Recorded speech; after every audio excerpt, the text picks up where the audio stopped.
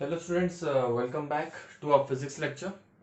Okay, so हमने कुछ unit 2 शुरू किया था जहाँ पे हम लाइट का डिस्कशन करे थे। तो एक्चुअली जो हमारा कंसेप्ट चलेगा या फिर अभी जितना भी हम थ्योरेटिकल कंसेप्ट या फिर हम एक्सप्लेनेशन और साथ में एक्सपेरिमेंटेशन देखने वाले हैं, वो सारे का सारा बात हम लाइट पे करने वाले हैं। ठीक है, ओके।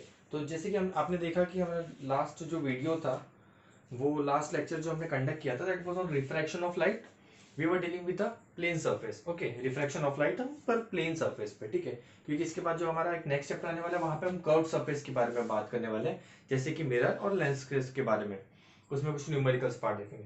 तो अभी जो हमारा कंसेप्ट रहेगा वो सिर्फ और सिर्फ एक प्लेन सरफेस के बारे में रहेगा। ठीक है, तो लास्ट कुछ वीडियो का हम कुछ छोटा सा एक रिकलेक्ट कर लेते हैं कि हमने क्या क्या पढ़ा था। ठीक है, सो दैट हम बहुत इजीली आगे पढ़ सकते हैं। तो पहला सबसे इंपॉर्टेंट जो पार्ट था reflection of light in plane surface में, वो था लॉ ऑफ रिफ्लेक्शन।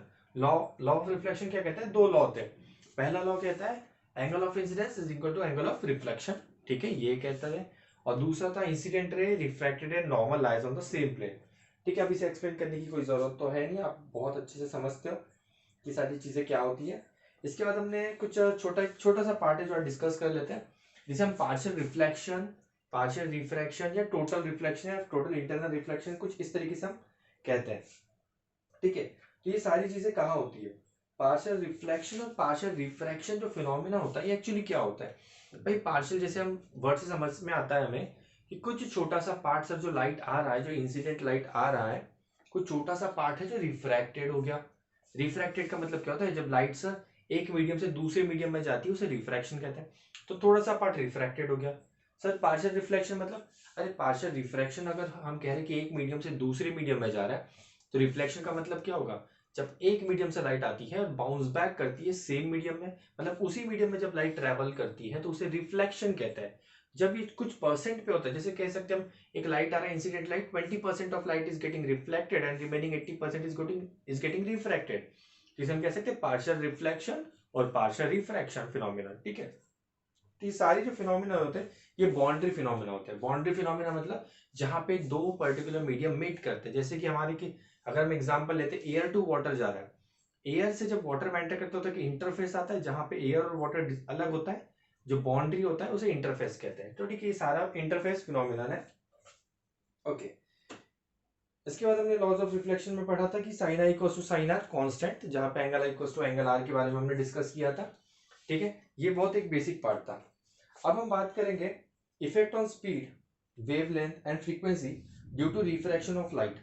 भाई फ्रीक्वेंसी, वेवलेंथ और वेलोसिटी, ये रिफ्रैक्शन ऑफ लाइट सर, अगर ये फिनोमेना होता है किसी एक लाइट में, एक लाइट है जो ट्रैवल कर रहा है एक मीडियम से दूसरे मीडियम में, क्योंकि रिफ्रैक्शन हो रहा है, तो एक मीडियम से दूसरे मीडियम में ट्रैवल करेगा। सर जब कोई एक पर्टिकुलर लाइट, हमारा क्वेश्चन यहाँ पे जनरेट होता है, सर जब कोई एक लाइट एक मीडियम से दूसरे मीडियम में ट्रैवल करता है, तो क्या इसकी वेलोसिटी में चेंजेस आता है?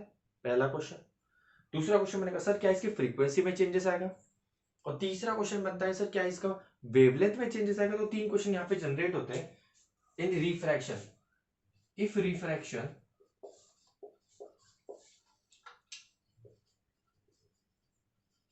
इफ रिफ्रैक्शन इज देयर, तो यहाँ पे तीन क्वेश्चन बनता है।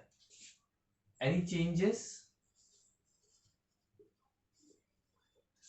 First let us say velocity,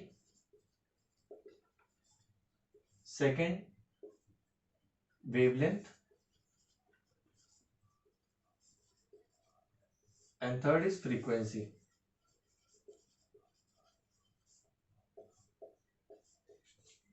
तो हमारा क्वेश्चन ये बनता है, तो एक्चुअली जो हम डिस्कशन करने वाले हैं वो इसी टॉपिक पे करने वाले हैं। सर अगर रिफ्रैक्शन हो रहा है, रिफ्रैक्शन का मतलब सर आपने कहा था कि लाइट एक मीडियम से दूसरे मीडियम में ट्रेवल करती है, तो हाँ। तो क्या कोई चेंजेस होगा उसकी वेलोसिटी में, उसकी वेवलेंथ में और फ्रीक्वेंसी में? ये हमारा कंसर्न है, ये हमारा बहुत बड़ा इंपॉर्टेंट पॉइंट है जो आज का डिस्कशन का पार्ट रहेगा। ठीक है, तो शुरू करते हैं वन बाय वन। सबसे पहला part, when a ray of light gets refracted from a rare to denser medium, the speed of light decreases. बहुत इंपॉर्टेंट। तो पहला हम बात करने वाले हैं वेलोसिटी पे। तो जो पहला डिस्कशन रहेगा, पहला पार्ट रहेगा हमारा वेलोसिटी पे रहेगा। ठीक है,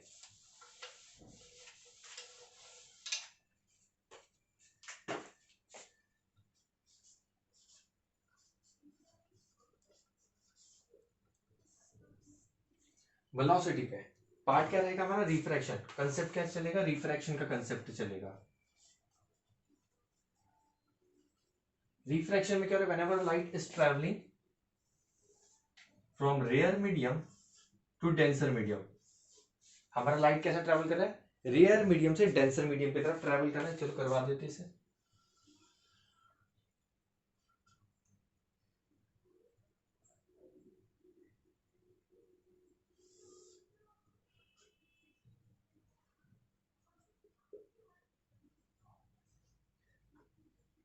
ठीक है, ये बन गया हमारा इंसिडेंट रे, रिफ्रैक्टेड है। आप देख सकते हो लाइट हमारा ट्रैवल कर रहा है रेयर मीडियम से डेंसर मीडियम की तरफ। जब कुछ ऐसा केस होता है, when light travels from a rare medium to denser medium, the speed of light decreases, while if it is refracted from denser to rare, the speed of light increases। क्या कह रहा है, दो केसेस, पहला case rare से denser and second case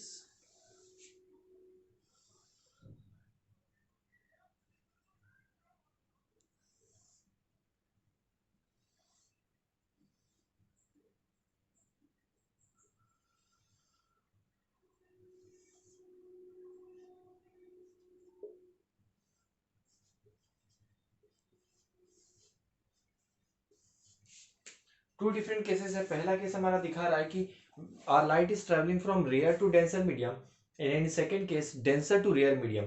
आपने कुछ observe किया जब हम रे डायग्राम बना रहे थे, तो एक इंपॉर्टेंट पॉइंट आपने क्या ऑब्जर्व किया, देखिए जब लाइट रेयर से डेंसर में एंटर कर रही है तो टूवर्ड्स नॉर्मल बैंड हो रहा है। लाइट कहाँ बैंड हो रहा है, नॉर्मल की तरफ बैंड होती है। ठीक है, तो एक चीज ध्यान रखना है, whenever light travels from rare medium to denser medium, light bends towards the normal, भाई नॉर्मल की तरफ बैंड होगा। सेकेंड केस में क्या हो रहा है, when light travels from denser to rare medium, it bends away from the normal, normal से दूर जाता है लाइट। ठीक है, तो ये बहुत छोटा सा माइन्यूट सा ऑब्जर्वेशन है जो सभी ने करना है, और जब हम डायग्राम बनाओगे तो इस कुछ इसी तरीके से रे डायग्राम का बनाओगे। ठीक है, तो फर्स्ट केस में क्या होता है, whenever light travels from rare to denser, तो velocity in this case, velocity decreases,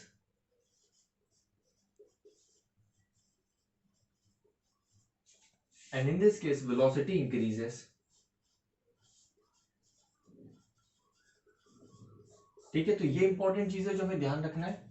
पहला पॉइंट क्या कहता है, whenever light travels from rare medium to denser medium, speed of light, that is velocity of light, decreases, and whenever light travels from denser medium to rare medium, velocity of light increases।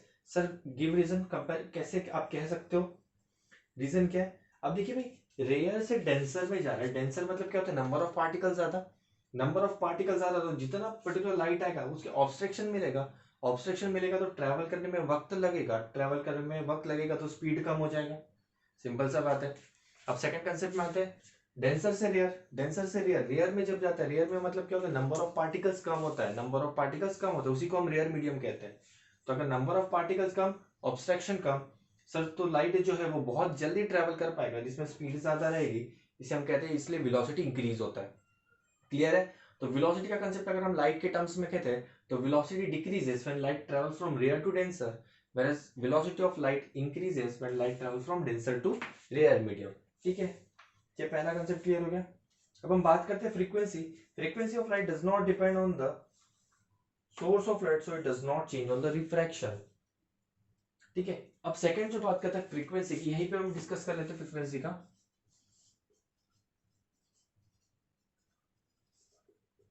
Frequency depends on the source of light.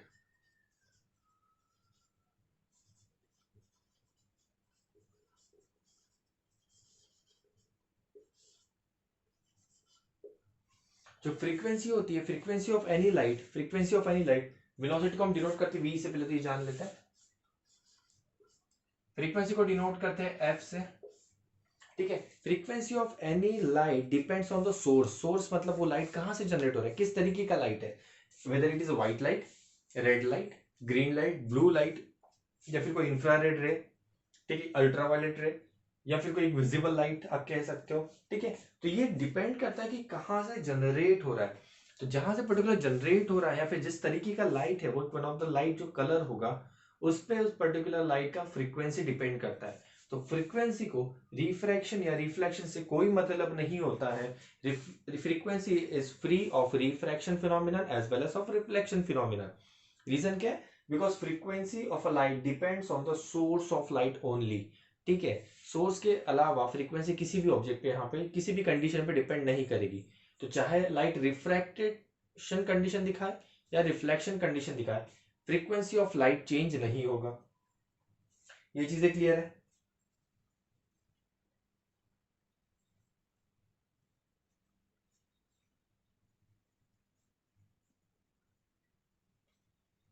Clear है यहां तक? है ना? ठीक है, अब third term बात करते हैं हम।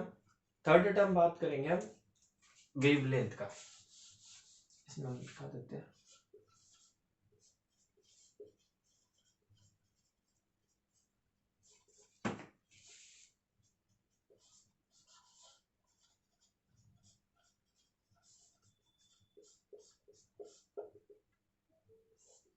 ठीक है, थर्ड टर्म बात करेंगे हम वेवलेंथ के बारे में बात करते हैं।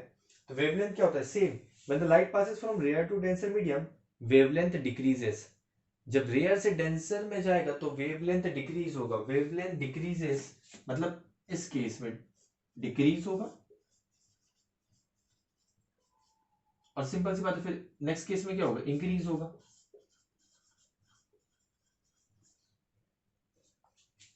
मतलब वेवलेंथ क्या होता है? वेवलेंथ रिफ्रैक्शन पे डिपेंड करता है। जैसे ही वेलोसिटी डिक्रीज होती है तो वेवलेंथ भी डिक्रीज होता है।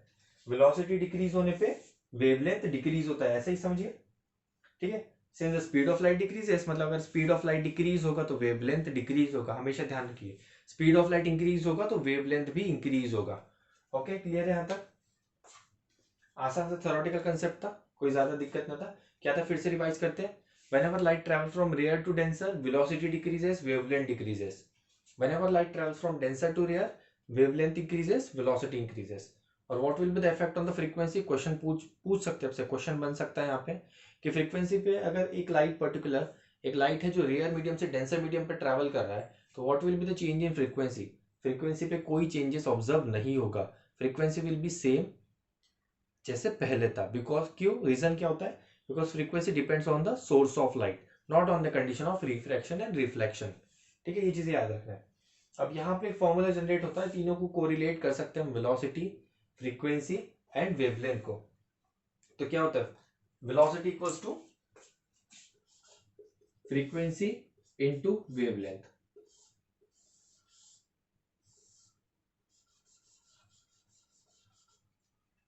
ये फॉर्मूला यहाँ पे डिराइव होता है, that is wavelength equals to frequency into, sorry, velocity equals to frequency into wavelength. Clear है? अब यहां से आप दो से तीन और डिफरेंट डिफरेंट फॉर्मूले जनरेट कर सकते हो। ठीक है, हम डायग्राम मिटा रहे हैं, अब देखेंगे हम कैसे।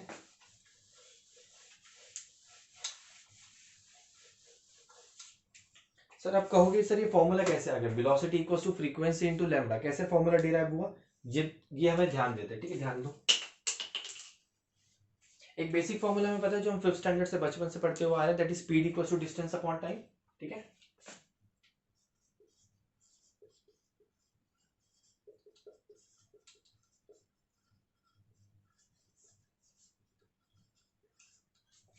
ये फॉर्मूला तो सभी को आता है, speed equals to distance upon time. तो अगर हम इसे रिलेट करते हैं, स्पीड की जगह पे हम वेलोसिटी का कंसेप्ट यूज करते हैं। वेलोसिटी, डिस्टेंस कौन ट्रैवल कर रहा है? डिस्टेंस वेव ट्रैवल कर रही है। डिस्टेंस क्या है? वेवलेंथ है। डिस्टेंस मतलब यहाँ पे हम वेवलेंथ कंसीडर कर सकते हैं, तो वेवलेंथ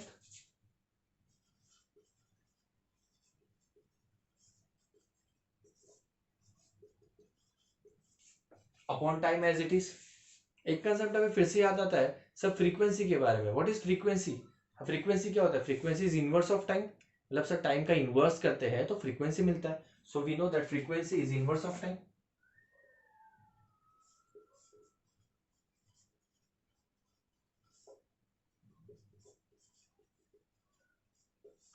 सर इसका मतलब ये हुआ कि time equals to one upon frequency हो सकता है। Time equals to one upon frequency, interchange करते time equals to one upon frequency. मतलब सर इसे हम ऐसा लिख सकते हैं, velocity equals to wavelength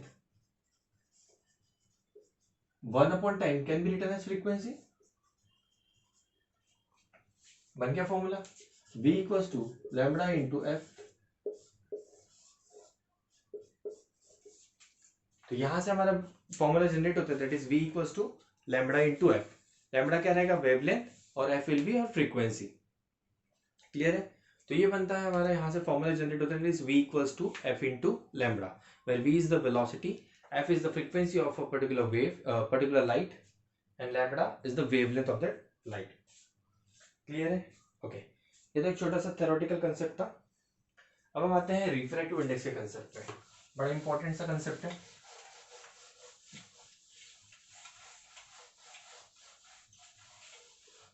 question यहां से बनते हैं, इंपॉर्टेंट है, छोटा सा कंसेप्ट है और बहुत अच्छा कंसेप्ट है। ध्यान दो क्या होता है रिफ्रैक्टिव इंडेक्स।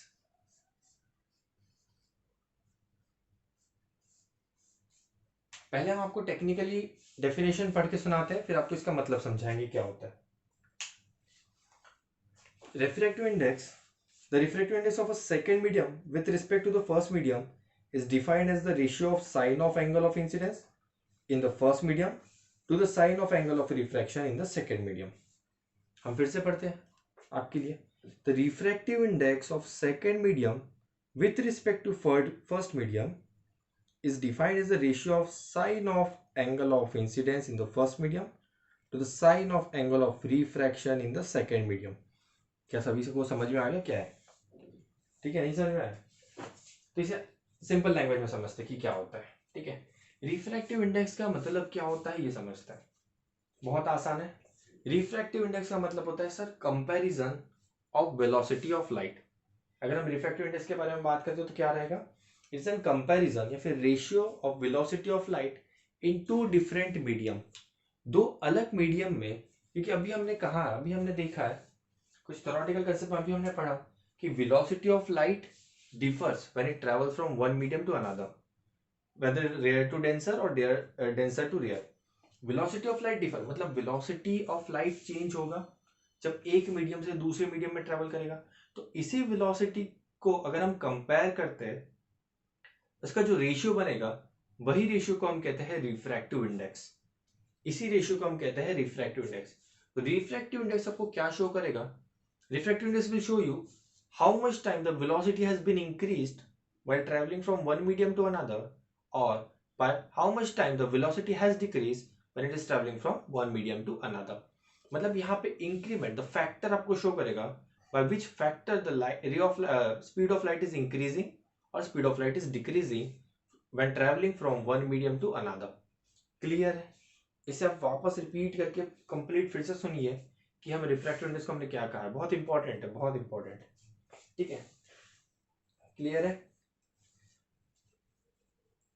ओके, अब जब रिफ्रैक्टिव इंडेक्स को हम डिनोट करते हैं म्यू से, रिफ्रैक्टिव इंडेक्स को हम डिनोट किया जाता है कुछ इस सिंबल से, दैट इज म्यू। कुछ ऐसे सिंबल से हम रिफ्रैक्टिव इंडेक्स को डिनोट करते हैं। अगर हम रिफ्रैक्टिव इंडेक्स का फॉर्मूला जनरेट बनाते हैं, एक फॉर्मूला बनाते हैं, तो refractive index is C into V।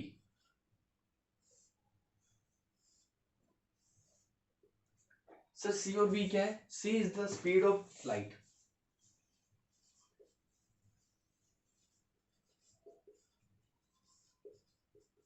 In vacuum,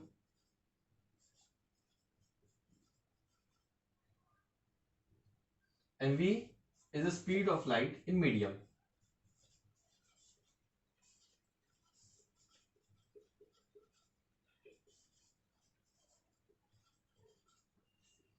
ठीक है, किसी मीडियम में जब लाइट ट्रेवल करता है तो उसे हम v के टर्म से डिनोट करेंगे। अब जब वैक्यूम में लाइट ट्रेवल करेगा तो उसका जो वेलोसिटी रहेगा या स्पीड रहेगा, हम उसे डिनोट करेंगे c के साथ। इतना चीजें क्लियर है? ओके, अब जो velocity of light in vacuum हम कंसीडर करते हैं हमेशा, अगर क्वेश्चन में गिवन नहीं है तो you will be using the default value which I am telling you right now. It will be 3 into 10 to the power 8 metre per second. क्या रहेगा velocity? 3 into 10 to the power 8 metre per second. ये आपका velocity का value रहेगा हमेशा। ठीक है, अगर क्वेश्चन में गिवन नहीं है तो आप कौन सा वैल्यू यूज करोगे? Velocity of light in vacuum, that is 3 into 10 to the power 8। Okay, ये चीजें क्लियर रहेगी। अब यहाँ पे इंपॉर्टेंट एक चीज है, जब हम न्यूमेरिकल के बारे में बात करते हैं तो हमारा जो एक्सपेरिमेंटेशन होता है वो हमेशा एक एनवायरमेंट में होता है। जैसे कि जिस एनवायरमेंट में हम लैब में है तो लैब में एयर है, ठीक है, तो हम हमेशा एयर में कंसीडर करते हैं। तो इस केस में जो हमारा कंसर्न रहेगा, हमारा जो स्टडी रहेगा, वो हम वैक्यूम या फिर एयर इन दोनों का मतलब सेम है हमारे लिए इन आवर सिलेबस, ठीक है। अगर हम एयर के बारे में बात करते हैं या फिर वैक्यूम के बारे में बात करते हैं तो दोनों का मतलब सेम रहेगा।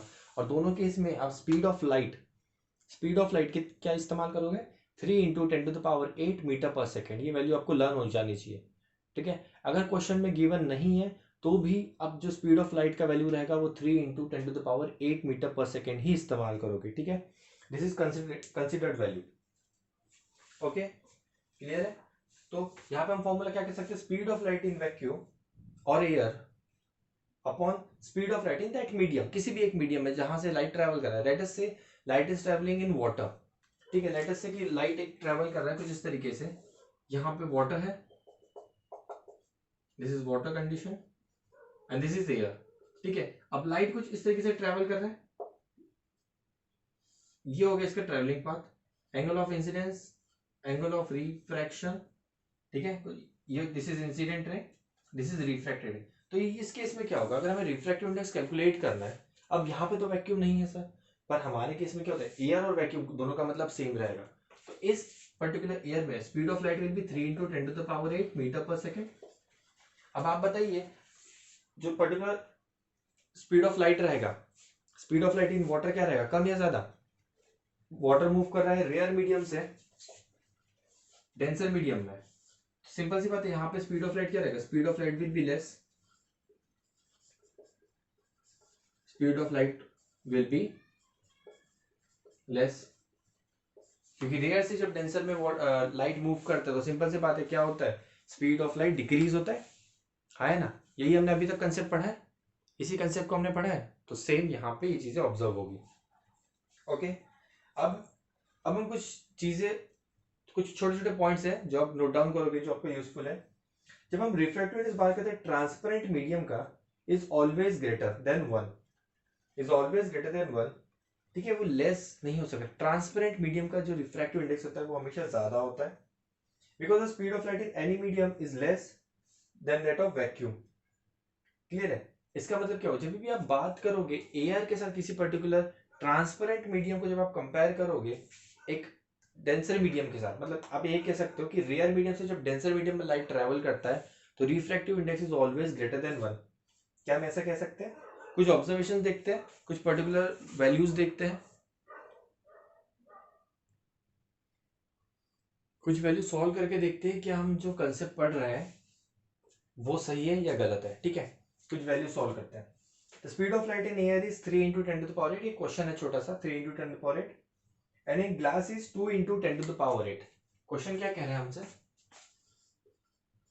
कि speed of light in air is 3 × 10⁸ metre per second and speed of light in water या फिर glass is 2 × 10⁸ metre per second. Let us calculate the refractive index for this condition. Speed of light in air given है आपको और एक glass में given है, तो हम यहाँ पे ग्लास मेंशन कर दीजिए, ग्लास के लिए स्पीड दिया है, रिफ्रैक्टिव इंडेक्स आपको कैलकुलेट करना है। What is the formula, refractive index क्या होता है। अब इसे लिखा कैसे जाता है और पढ़ा कैसे जाता है ये समझिए, ठीक है। लिखा कैसे जाता है ये देखिए, रिफ्रैक्टिव इंडेक्स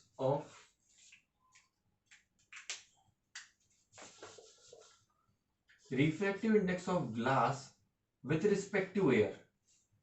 हमने क्या कहा, ग्लास हमने पहले कहा और लिखा गया है पहले एयर, तो फिर से हम रिपीट करें, क्या कैसे पढ़ेंगे, refractive index of glass with respect to air. तो जो विथ रिस्पेक्टिव होता है ना वो हमेशा पहले लिखा जाता है, जो हम पहले कहते हैं वो बाद में लिखा जाता है। ये बहुत इंपॉर्टेंट है क्योंकि यहाँ पे क्वेश्चन को शफल किया जाता है तो बच्चों से गलतियां हो जाती है, ठीक है। अगर हम कहते हैं कि refractive index of air with respect to glass, refractive index of air with respect to glass, ये बनेगा, ठीक है। Refractive index of water with respect to glass, okay. दोनों में डिफरेंस होता है, अब दोनों में डिफरेंस कैसे होगा ये समझिए। अब देखिए क्या कह रहे हैं हम, रिफ्रैक्टिव इंडेक्स ऑफ कैलकुलेट करना है glass with respect to air, किसके कंपैरिजन में करना है, किसके कंपैरिजन में, एयर के कंपैरिजन में। ग्लास को कंपेयर करना है एयर के साथ, तो इस केस में क्या होगा, velocity of light in air upon velocity of light in glass. हमने लिखा, क्या लिखा है, क्या लिखा गया है, कैसा पढ़ा था? Refractive index of glass with respect to air is equal to speed of light in air upon speed of light in glass. Clear है? अब ये फॉर्मूला बनाते हैं फिर से। Refractive index of glass with respect to water. Question क्या कह रहे हैं यहां पे, ध्यान दीजिए। Refractive index of glass with respect to water, तो कैसा लिखा जाएगा formula? Velocity of light in water upon velocity of light in glass. समझ में आ रहा है? मतलब क्या हो रहा है, देखिए, जो पहले होता है उसे उसका पहले लिखा जाता है, जो बाद में होता है उसका वेलोसिटी नीचे लिखा जाता है। ऐसे ही लर्न करोगे। पर जब हम कहते हैं, जब हम बोलते हैं उसे, तो कुछ डिफरेंट तरीके से बोला जाता है। रिफ्रैक्टिव इंडेक्स ऑफ ग्लास, पहले हम कहते हैं ग्लास है, refractive index of glass with respect to water is equal to velocity of water, velocity of light in water upon velocity of light in glass. ठीक है, तो ये चीजें ध्यान रखना है। इसे हम सॉल्व करते क्या बनेगा? 3 इंटू 10⁸ अपॉन 2 इंटू 10⁸, ये बन जाएगा 10⁸, 10⁸ कैंसल, दिस विल बी 1.5। तो आंसर क्या मिला? Greater than 1। तो answer is greater than 1 whenever light is travelling from air to glass. कहां से जा रहा है भाई? एयर से ग्लास के अंदर ट्रेवल कर रहा है, तो कहां देखिए रिफ्रैक्टिव इंडेक्स इंक्रीज हो रहा है। ठीक है, रिफ्रैक्टिव इंडेक्स इंक्रीज हो रहा है। हम और एक एग्जांपल के बारे में बात करते हैं। और एक example, refractive index of left hand side हम मिटा देते हैं।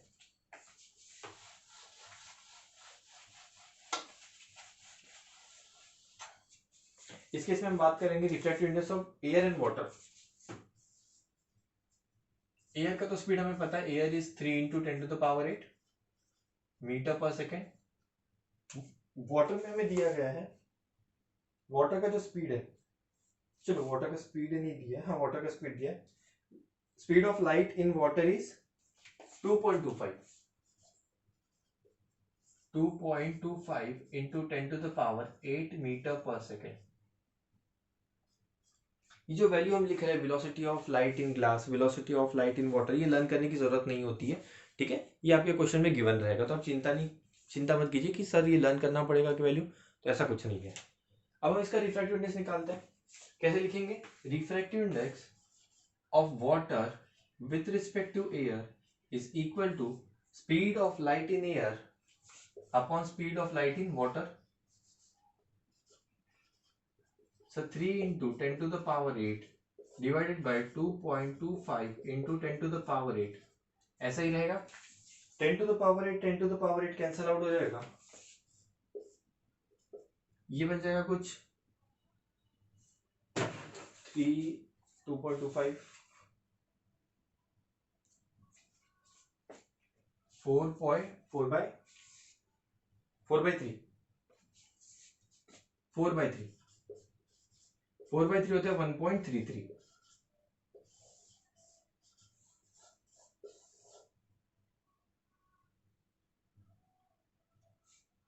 4/3 इज 1.33। क्लियर है यहां तक? ये चीज हमने तो देख सकते हो, light is travelling from air to glass 1.5, light is travelling from air to water फिर से 1.33। इसका मतलब ये चीज समझ में आ गया sir, whenever light is travelling from rare to denser, तो रिफ्रैक्टिव इंडेक्स क्या होता है? इंक्रीज हो जाता है ना, रिफ्रैक्टिव इंडेक्स इंक्रीज होता है।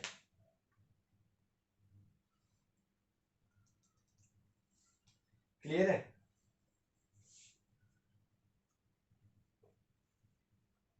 ओके, चलो यहां तक चीजें क्लियर हो गई। ये हम कंपेयर कर रहे हैं एयर के साथ।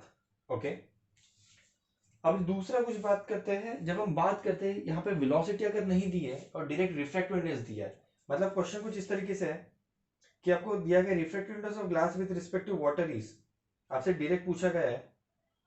ठीक है, तो बताइए वाटर और ग्लास का क्या रहेगा? ठीक है, अब हम क्वेश्चन को देखते हैं कि किस तरीके से ट्विस्ट होगा।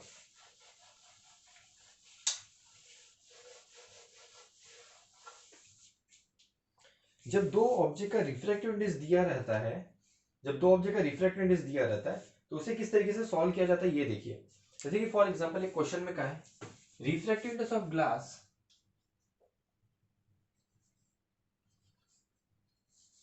क्या हम ऐसा लिख सकते हैं direct? Refractive index of glass is given as 3/2 and refractive index of water, refractive index of water is given as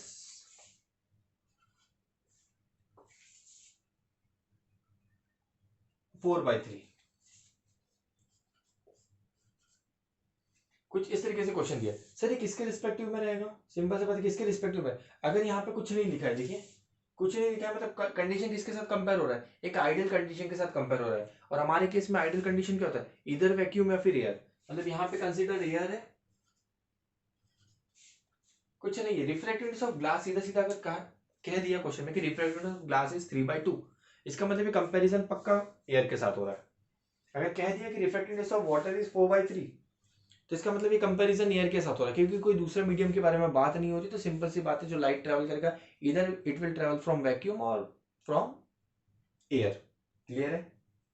okay. अब आपसे पूछा गया है what is the refractive index of glass with respect to water. Now your question is refractive index of glass with respect to water.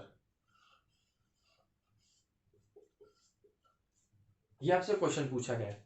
अब देखिए यहां से refractive index of glass with respect to water जब होता है, अगर हम basic फॉर्मूले से अगर हम जाते हैं तो हमें याद आता है सर, अगर इसका फॉर्मूला हम बनाते हैं तो कुछ इस तरीके से बनेगा। वेलोसिटी ऑफ वाटर पहले आएगा, वेलोसिटी ऑफ ग्लास बाद में आएगा। सर ये हमने अभी तक पढ़ा है कि सर दो जब कंपैरिजन करते हैं तो पहले का वेलोसिटी आता है, फिर दूसरे का वेलोसिटी आता है। पर सर इस केस में तो वेलोसिटी गिवन ही नहीं है, तो कैसे फाइंड करेंगे? इस केस में वेलोसिटी गिवन नहीं है तो कैसे फाइंड करेंगे?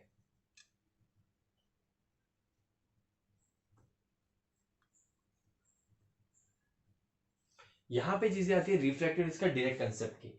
जब रिफ्रैक्टिव इंडेक्स दोनों पार्ट में गिवन है और आपसे पूछा गया है रिफ्रैक्टिव इंडेक्स दो पर्टिकुलर मीडियम में, तो इसका फॉर्मूला बन जाता है refractive index of glass upon refractive index of water.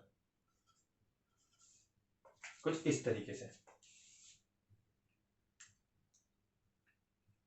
क्या कह रहे हैं हम? ये देखिए, अब समझिए क्या हो रहा है। जब रिफ्रैक्टिव इंडेक्स दिया होता है और आपको वेलोसिटी के टर्म्स में कैलकुलेट करना पड़ता है, तो first is written in numerator and second is written in denominator. इतना क्लियर है? First is written in numerator, second is written in denominator.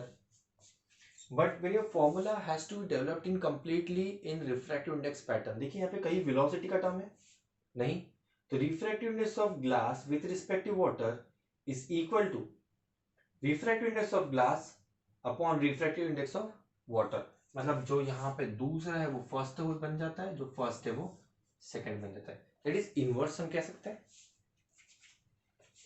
हाँ है ना? क्वेश्चन समझ में आ रहा है क्या कह रहे हैं? तो क्या बनेगा इसे अगर हम सॉल्व करते हैं, क्या बन जाएगा? क्या 3/2 अपॉन 4/3। इसे हम सॉल्व करते तो बन जाएगा 3/2 इंटू 3/4, दैट इज 9/8, 1.1 कितना बनेगा? 8 से 8 बचेगा, फिर से 1 2 बचेगा, 1.12 1.12। क्लियर है ना? 1.12 बचेगा जब हम ग्लास को वाटर के साथ बनाते हैं। क्लियर है? अगर ये क्वेश्चन बन जाएगा कुछ इस तरीके से, अगर इस क्वेश्चन को हम चेंज करते हैं और कुछ दूसरा पैटर्न के बारे में बात करते हैं, ठीक है? ध्यान दीजिए। सेकंड रिफ्रैक्टिव इंडेक्स यही है, गिवन आपका यही पार्ट है, ठीक है? This is given part. ये फर्स्ट केस था। अब सेकंड केस में आपसे पूछा गया refractive index of water with respect to glass. Given आपका यही है, वेलोसिटी नहीं है, तो कैसा बनेगा formula? Refractive index of water upon refractive index of glass. Second का फर्स्ट, फर्स्ट का सेकंड। क्लियर है? इस केस में वैल्यू क्या रहेगा? वाटर का क्या है? वाटर का 4/3, this is 3/2, so this will be 4/3, 3/2 will be 2/3, this will be 8/9, बन जाएगा 0.8 72 8 बजेगा फिर 8।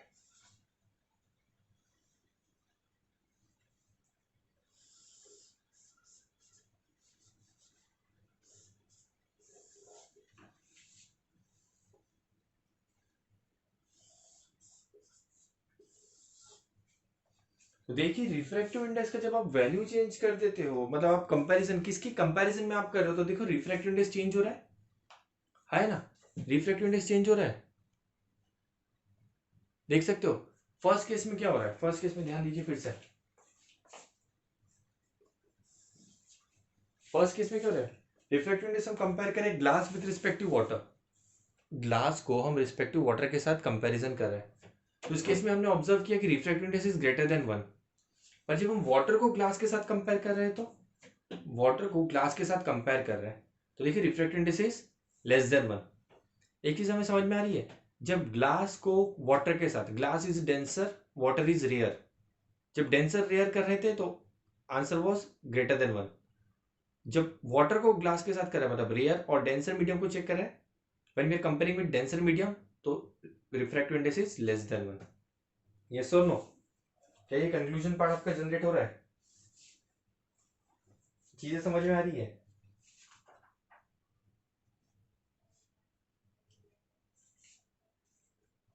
हाँ है ना, ये इंपॉर्टेंट है, याद रखना, this is important part.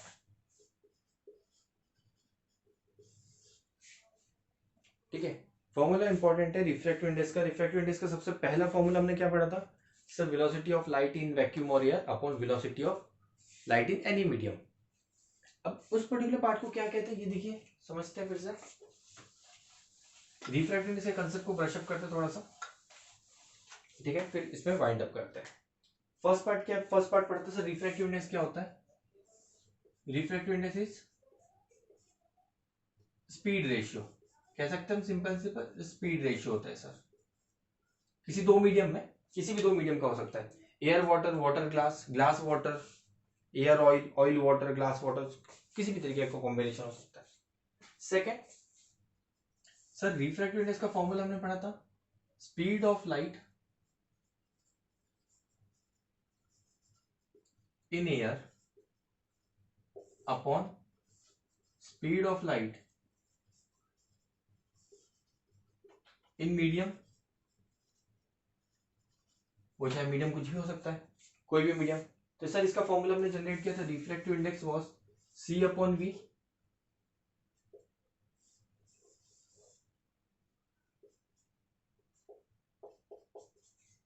C upon v. अब जब आपका वेलोसिटी, जब आप वेलोसिटी कंपेयर करते हो किसी मीडियम में, और वो जो कंपैरिजन होता है वो हमेशा अगर एयर या फिर वैक्यूम के साथ होता है, तो ऐसे रिफ्रैक्टिव इंडेक्स को, ऐसे रिफ्रैक्टिव इंडेक्स को हम कहते हैं एब्सोल्यूट रिफ्रैक्टिव इंडेक्स।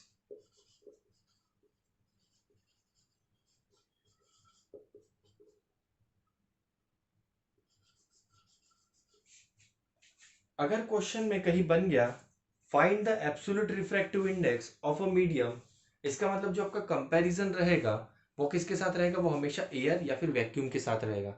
ये चीजें ध्यान देना है, एयर या फिर वैक्यूम के साथ। जैसे कि यहां पे क्वेश्चन आपसे बन गया,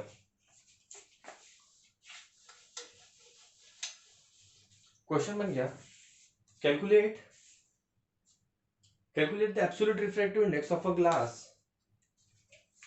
क्वेश्चन यहां से बन गया आपका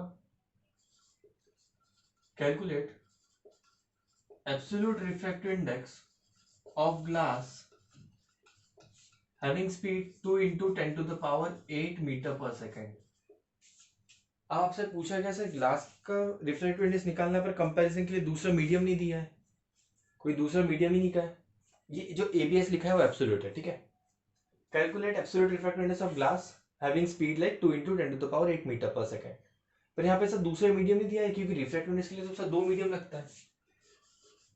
जब एब्सोल्यूट वर्ड आ गया है, इसका मतलब जो one of the your medium is, one of the medium आपका पक्का श्योर है कि वो आपका एयर है, तो एयर तो हमेशा ऊपर ही होता है, एयर नीचे आ ही नहीं सकता, तो एयर अपॉन ग्लास, या फिर हम कह सकते हैं velocity of light in air upon velocity of light in glass. इसे होगा 3 into 10 to the power 8 upon 2 into 10 to the power 8, this will be 1.5. Refractive index of glass with respect to air, यही बनेगा formula. Refractive index of glass with respect to air, ये बन गया आपका velocity of air upon velocity of glass. Clear है?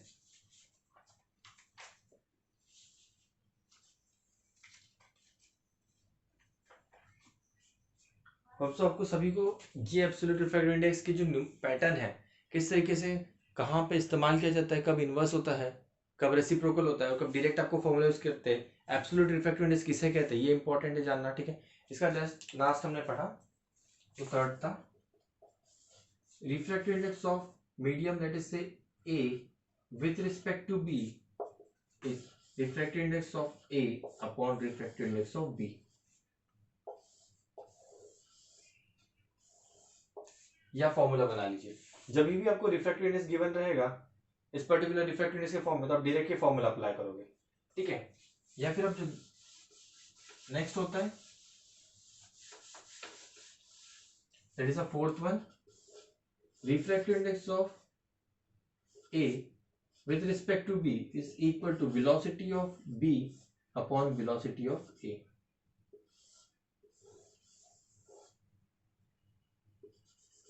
Velocity के terms में inverse हो जाता है. देखिए जो पहले होता है वो पहले लिखा जाता है, पर इस केस में कुछ उल्टा होता है. ठीक है, वेलोसिटी का कंपैरिजन बस यही पार्ट है जो आपका क्वेश्चन बनेगा सीधा सीधा, ये इसी पे क्वेश्चन बनता है. ये जो 4 फॉर्मूलेज हमने लिखा है इस 4 फॉर्मूले पे ही बनता है.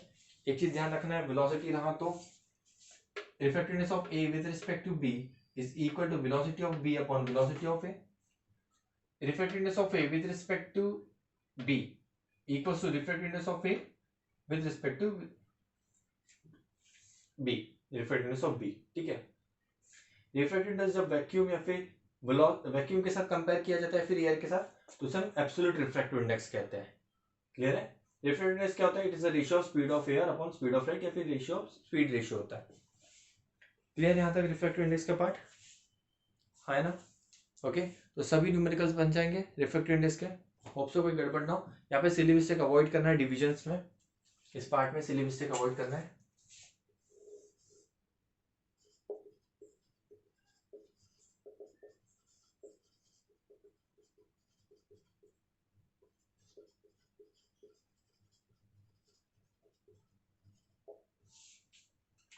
ठीक है, सिली मिस्टेक को अवॉइड करते हुए जाना है, बाकी सारी चीजें बन जाएगी. Okay, so I'm done with this lecture today. Okay, we'll see next time with further more details of refractive index. ठीक है, हम आगे नेक्स्ट क्लास में कुछ न्यूमेरिकल्स करेंगे. ओके, चलो यहाँ तक क्लियर है. Thank you.